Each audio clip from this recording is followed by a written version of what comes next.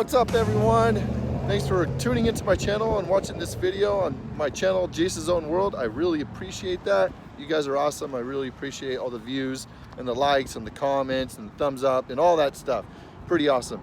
But yeah, so today I have a video. It's about me taking off my intake manifold to do my water pump and thermostat assembly. I recently bought that and I had a coolant leak, so I needed to replace that. I decided to do that myself in the garage, but I'm not going to make a whole video about the replacement itself because there's so many videos out there that are going to be way better than mine. I just feel like it would be a little bit of a waste of a time for anyone to watch that video on my channel, because FCP Euro, Shop DAP, they all have much better videos regarding that install. But I'm just going to show you a little bit about the carbon buildup and the cleaning that I did on my valves recently. I know there's other videos regarding that too, but I just wanted to make a video, so here it is. So I made this video to show you the process of how I clean my valves. This is the second time that I've done this job. To me, it's a pretty easy and pretty straightforward job. That's only if you have the right tools though. There aren't really like any specialty tools that you need, but there are some certain length extensions that you should have to do this job. A certain length of 1/4 inch extensions, a certain length of 3/8 extensions, a certain size of torx bits, stuff like that, because without doing that, you're not going to be able to take off your intake manifold, parts of it, like the bolts that go to it, and you're not going to be able to take off like the intake manifold bracket, for example. So there are certain extensions and tools that you do need for this job. I will put that in the description. So if you are planning to take off your intake manifold to clean your valves, just look at my description and you should be able to see the tools that you will definitely need for this job. But other than that, pretty straightforward job. So let's get right into it and I'll show you what I did with my intake manifold. So I hope you like it. Please like and subscribe if you like this video. If you haven't subscribed yet, I'd really appreciate you if you subscribed and send a comment over. I always try to respond to all the comments in my section. So I really appreciate you guys looking again, and check it out. See you later. All right, guys, so here I am taking off the gasket to the intake manifold. The kit that I got from DAP, shopdap.com, comes with a new gasket. And so whenever you take off the intake manifold from your car, you're going to want to replace this gasket. Here I am inspecting it to see if there was any damage to it. Didn't look like there was, so I just tossed it aside, but I'm replacing it anyways. And then from here, I am using carburetor cleaner and a microfiber towel. I don't think a microfiber is really necessary, but I'm using the carburetor cleaner to spray inside the intake runners, because it was pretty caked with some oil and some carbon, mostly just oil, not really hardened carbon. But I wanted to make sure that this was nice and clean before I installed the intake manifold back into the car. If you don't clean this, it's kind of an OCD thing of mine. If you don't clean this, I don't think it's a huge issue, but since I'm in the car already and going to clean the valves themselves, I might as well clean the intake manifold as much as I can. And so here I am just wiping it all off, getting it ready, spraying some carburetor cleaner on the microfiber towel that I have, and cleaning it that way. So go ahead and watch this, and I'm just gonna keep doing this until I'm pretty much satisfied with the cleaning that I'm doing. Right here, I just wanted to show you the oil and the carbon that I'm taking off, that I'm cleaning off the intake manifold. So there was quite a bit of residue in there that I was able to get out. Now I'm just inspecting the intake manifold itself to see if there has been any cracks or anything. I haven't gotten any codes for this. This is just me inspecting it. I'm assuming that there's not going to be anything wrong with it, but once it's out, it's always good to inspect it. Now I'm going to take my hands, as you can see, and I'm flipping up the runners to the intake manifold and cleaning a little bit more inside them, because with the runners pointing down, it's really hard, even with a pick or a flathead screwdriver or whatever you're using, to get all the way up inside there without moving the intake runners. So you can just basically use your hand and your fingers to move it up. So I got it done cleaning, and now I'm just inspecting it again, and yeah. So now I'm on to the throttle body itself. This was actually really clean. I was very surprised and very happy about how clean the throttle body was. So I'm just doing a quick wipe down. The first time that I did this job, I don't know, 30 or 40,000 miles ago, it was right after one of my turbos blew, or basically I had two turbos blow and I had an idling issue, and so I did this same job a while ago, and when I inspected my throttle body that first time, it was caked. It was really bad, and obviously that's going to be because all the oil from the turbo went through my whole system and just caked it. So this time around, I was very pleased with how clean it was. That means, you know, everything's working properly. I'm not having anything go wrong. So got that taken care of. That's what I've done to my intake manifold. It's going to be different than yours. And what it has to do with is all these little vacuum hoses right here. From the factory, these hoses are basically just on there, and the vacuum holds them on. And so nothing's holding them on there except its own strength. And the first time that I did the intake manifold was a couple years ago. I had a check engine light come on with the intake manifold flapper code, and I knew that one of the hoses had fallen off that was controlling the flapper. So what I decided to do a long time ago, I'd done this previous to this video or this job, but I decided to take zip ties and zip tie every single, let's focus here, every single hose connection. Right there, right there, right there. There's another one here, right, another one there, and then another one right there. And that way I'm assuring myself that none of these hoses are going to disconnect ever. Never, ever, ever. And, you know, this might be just something OCD in me, but it is something that I wanted to do to make sure that nothing's ever going to happen with these hoses, and that they're never going to come off. And then let's go over here. Here's my car, my jack stand, yada yada. So I decided to, well, I needed to replace my water pump, but I decided to do it from the top because I wanted to check out my valves. So I got the new water pump installed right there. And then here's all the connections and stuff. It's a pretty easy job, in my opinion. Some people might not want to do it, but to me it's not bad. So at first inspection, I was like, well, you know what?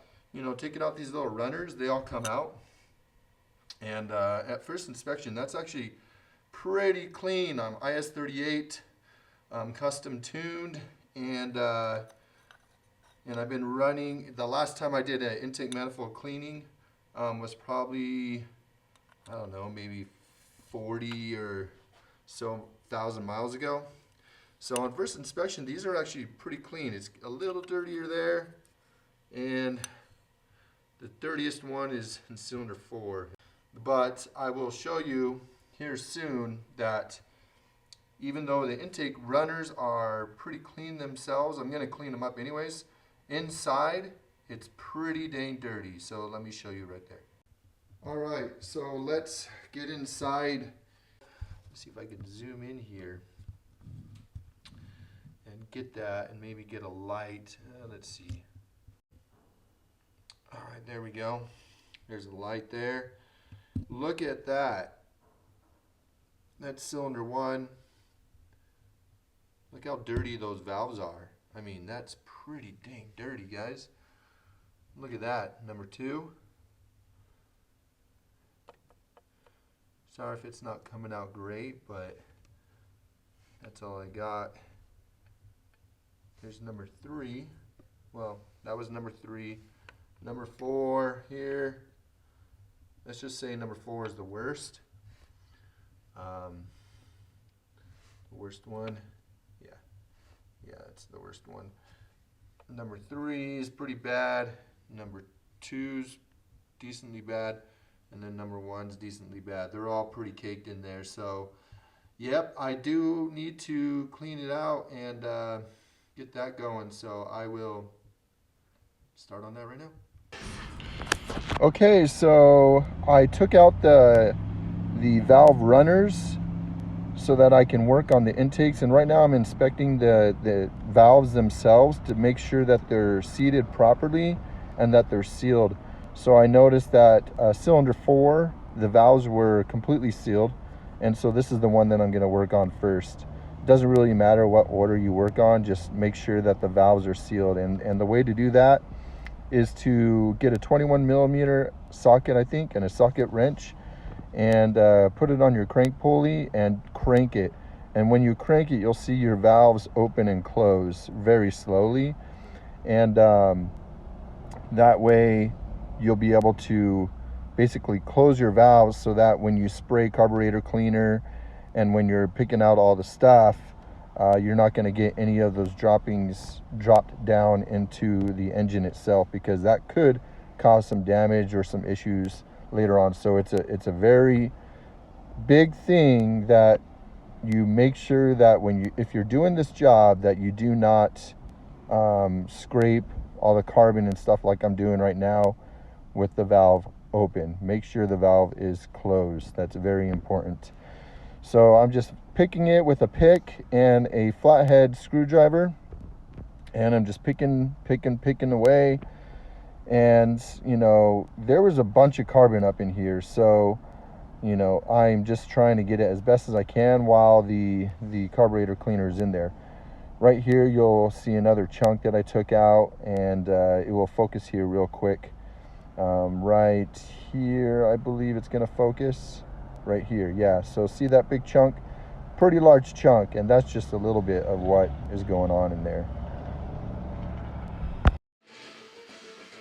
I found a thing on Humble Mechanic on YouTube that was really going to help with this job on cleaning the valves, because I don't have any like scrubbing brush or anything like that. Some people might have it around, but I don't. And so Humble Mechanic, he actually came up with this idea, pretty rad, to use a gun and some zip ties, and you just put it in, and look at that. And what you'll do is you'll go right into the valve, you'll spray a whole bunch of carburetor cleaner into the valve itself, let it soak for a minute or two, and then you'll just go in here with these zip ties and just scrape it, and that will hopefully get it done. So let's see if this works.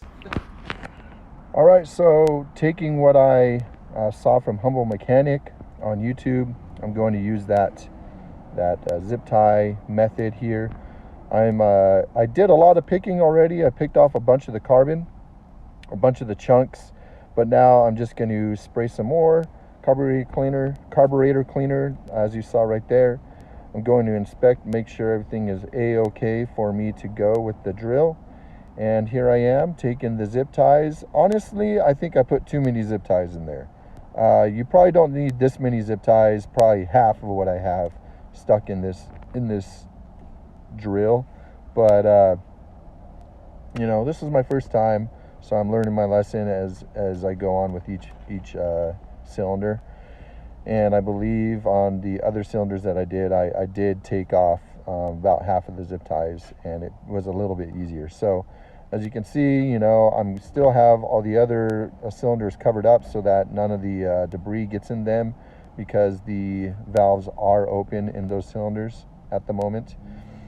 So I'm just cranking away with the zip ties, and it actually does a pretty good job. It doesn't get it 100% like a walnut cleaning or anything like that, but it does a pretty dang good job to where it breaks up a bunch of the carbon, and this way you won't have as much to pick off with a pick or a flathead screwdriver. So right now I'm just cleaning it out again and making sure I'm getting up all the debris and stuff.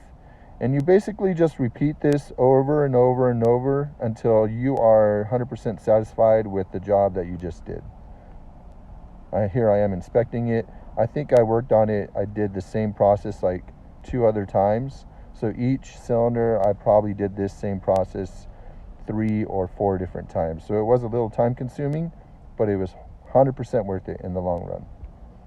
Now what I'm doing is I've moved on to the other cylinders, and I basically cleaned them all to my liking, but there was still a bunch of chunks of carbon that I just couldn't get out with the pick or anything. So what you're going to do is you're going to loosen it all up, and then you're going to take an air can, a compressed air can, and I laid a rag down on the engine itself so that all the debris that I'm going to spray out, as you can see, some of it sprayed out right there, it doesn't fall into my engine bay. So I'm just spraying it all out, making sure I'm careful with everything, getting all the chunks out so that when I start the car, everything's good to go. And here I am taking off the rag now with all the chunks that just sprayed out with the compressed air, and I'm going to put it in the trash. Intake manifold cleaning and my intake valve cleaning with all the carbon. I hope you learned a little bit about how to do this job. It's very easy. It is time consuming. I'm a little OCD with this type of stuff anyways, so you know, it was time consuming for me. But if I just did the water pump replacement and I didn't even worry about cleaning my valves, it probably would have taken me 4 hours or less, to be honest. It's not that big of a job for me, pretty straightforward. The clutch job that I just did almost a month ago is a lot more extreme and a lot more difficult than this job is. So go out there and check out your valves. Your engine will be running super smooth afterwards. I mean, that's the goal, right? That's the goal for our cars, to be running at its maximum performance. So thanks for watching this video. If you have any questions, hit me up. You can always check out me on Instagram at Jace's Own World. That's just one.